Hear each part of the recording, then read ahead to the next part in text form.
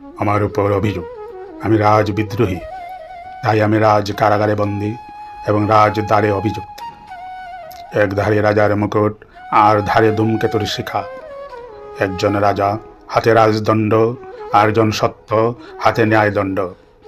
রাজার পক্ষে রাজার নিযুক্ত রাজ বেতনভোগী রাজ কর্মচারী, আমার পক্ষে সকল রাজার রাজা, সকল বিচারকের বিচারক, আদি অনন্তকাল ধরে সত্য জাগ্রত ভগবান।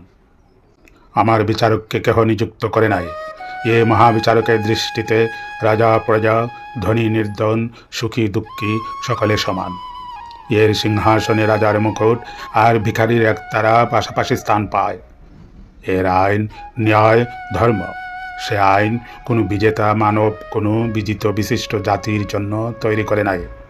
সে আইন বিশ্ব মানবের সত্য উপলব্ধি হতে সৃষ্ট। সে আইন সর্বজনীন সত্যের। সে আইন সার্বভৌমিক ভগবানের। রাজার পক্ষে পরমাণু পরিমাণ খণ্ড সৃষ্টি, আমার পক্ষে আদি অন্তহীন অখণ্ড স্রষ্টা।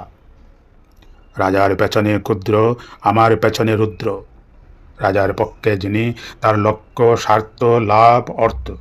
আমার পক্ষে যিনি, তার লক্ষ্য সত্য লাভ পরমানন্দ।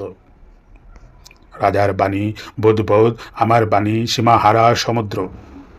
আমি কবি, অপ্রকাশ সত্যকে প্রকাশ করবার জন্য, অমূর্ত সৃষ্টিকে মূর্তিদানের জন্য ভগবান কর্তৃক প্রেরিত। কবির কণ্ঠে ভগবান সাড়া দেন। আমার বাণী সত্যের প্রকাশিকা, ভগবানের বাণী। সে বাণী রাজ বিচারে রাজদ্রোহী হতে পারে, কিন্তু ন্যায় বিচারে সে বাণী ন্যায়দ্রোহী নয়, সত্যদ্রোহী নয়। সে বাণী রাজদ্বারে দণ্ডিত হতে পারে, কিন্তু ধর্মের আলোকে ন্যায়ের দুয়ারে তাহা নিরপরাধ, নিষ্কলুষ, অম্লান, অনির্বাণ, সত্য স্বরূপ, সত্য স্বয়ং প্রকাশ। তাহাকে কোনো রক্ত আঁকি রাজদণ্ড নিরোধ করতে পারে না। আমি সেই চিরন্তন স্বয়ং প্রকাশের বীণা, যে বীণায় চিরসত্যের বাণী ধ্বনিত হয়েছিল। আমি ভগবানের হাতের বীণা। বীণা ভাঙলেও ভাঙতে পারে, কিন্তু ভগবানকে ভাঙবে কে? একথা ধ্রুব সত্য যে সত্য আছে, ভগবান আছেন, চিরকাল ধরে আছে এবং চিরকাল ধরে থাকবে। এই ক্ষুদ্রাদপি ক্ষুদ্র সৃষ্ট অণু, তারও ইঙ্গিতে আভাসে ইচ্ছায় সে আজ আছে, কাল হয়তো থাকবে না। নির্বোধ মানুষের অহংকারের আর অন্ত নাই।